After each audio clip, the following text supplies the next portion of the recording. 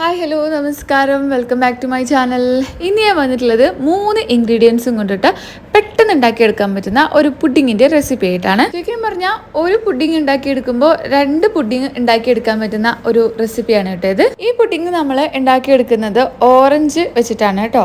Orange ഇഷ്ടപ്പെടുന്നവർക്ക് എന്തായാലും try ചെയ്ത് നോക്കാൻ പറ്റുന്ന ഒരു റെസിപ്പിയാണ് കേട്ടോ ഇത്. അപ്പോൾ നമുക്കിനി ഇത് എങ്ങനെയാണ് ഉണ്ടാക്കിയെടുക്കുന്നതെന്ന് നോക്കാം. ആദ്യം തന്നെ ഓറഞ്ച് ഇതുപോലെ കട്ട് ചെയ്യുകയാണ് കേട്ടോ.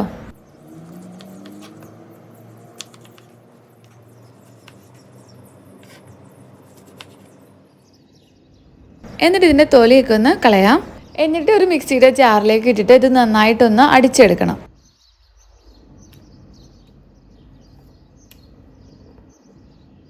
ഓറഞ്ചൊക്കെ മിക്സിയിലേക്ക് ചേർത്ത് കൊടുത്തിട്ടുണ്ട്. അതിലേക്ക് ആവശ്യത്തിനുള്ള വെള്ളം കൂടെ ചേർത്ത് കൊടുത്തിട്ട് നന്നായിട്ടൊന്ന് അടിച്ചെടുക്കാം. അപ്പോൾ അതാ ഓറഞ്ചിൻ്റെ ജ്യൂസ് ഇവിടെ റെഡി ആയിട്ടുണ്ട്. ഇനി നമുക്കിതൊരു സ്ട്രെയിനർ ഉപയോഗിച്ചിട്ട് ഒരു പാത്രത്തിലേക്ക് ഒഴിച്ചു കൊടുക്കാം. ഇത് കൂടുതൽ നേരം മിക്സിയിലിട്ടിട്ട് അടിക്കരുത് കേട്ടോ.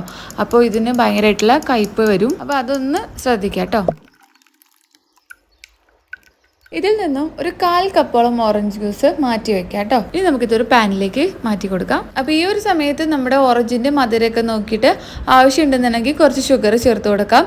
നല്ല പുളിയുള്ള ഓറഞ്ച് ആണെന്നുണ്ടെങ്കിൽ അത്യാവശ്യം ഷുഗർ ചേർത്ത് കൊടുക്കാം കേട്ടോ. ഇനി നമുക്ക് ഇത് തിളപ്പിച്ച് തുടങ്ങാം. അപ്പോൾ അതൊന്ന് തിളച്ച് വരുമ്പോൾ നമ്മൾ നേരത്തെ മാറ്റി വെച്ചിട്ടുള്ള ഓറഞ്ചിൻ്റെ ജ്യൂസ് ഉണ്ടല്ലോ, അതിലേക്ക് 1 ടീസ്പൂൺ കോൺഫ്ലോർ ചേർത്ത് കൊടുത്തിട്ട് നന്നായിട്ടൊന്ന് മിക്സ് ചെയ്തിട്ട് ഇത് തിളച്ച് വരുമ്പോൾ അതിലേക്ക് ചേർത്ത് കൊടുക്കുക.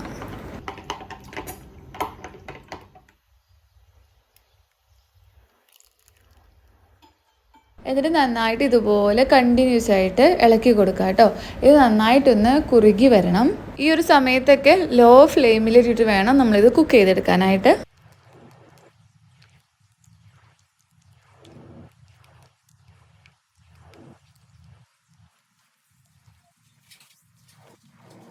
ഇപ്പോൾ ഇതാ അത്യാവശ്യം ഇത് കുറുകി വന്നിട്ടുണ്ട്. ഇനി നമുക്കിത് ഏത് പാത്രത്തിലാണോ പുഡിങ് സെറ്റാക്കി എടുക്കുന്നത് അതിലേക്ക് മാറ്റി കൊടുക്കാം. അപ്പോൾ ഇതാ ഞാൻ ഇതിലാണ് നമ്മുടെ പുഡിങ് സെറ്റാക്കി എടുക്കുന്നത്. ഇതിലേക്ക് നമ്മുടെ പുഡിങ്ങിൻ്റെ മിക്സ് ചേർത്ത് കൊടുക്കുകയാണ്.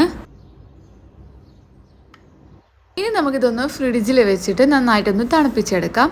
ഏകദേശം 1 മണിക്കൂർ മുതൽ 2 മണിക്കൂർ വരെ ഒന്ന് ഫ്രിഡ്ജിൽ വെച്ചിട്ട് നന്നായിട്ടൊന്ന് തണുപ്പിച്ചെടുക്കാം കേട്ടോ. അപ്പോൾ ഇതാ 1.5 മണിക്കൂർ കഴിഞ്ഞപ്പോഴേക്കും തന്നെ നമ്മുടെ പുഡിങ് ഇവിടെ സെറ്റായി കിട്ടിയിട്ടുണ്ട്. ഇതാ കണ്ടില്ലേ, ഈ മോൾഡിൽ നിന്നും ഇതുപോലെ വേറിട്ട് വരുന്നുണ്ട്. നമ്മുടെ പുഡിങ് ഇവിടെ റെഡി ആയിട്ടുണ്ട് കേട്ടോ. ഇനി നമുക്കിതൊരു സെർവിങ് പാത്രത്തിലേക്ക് മാറ്റാം.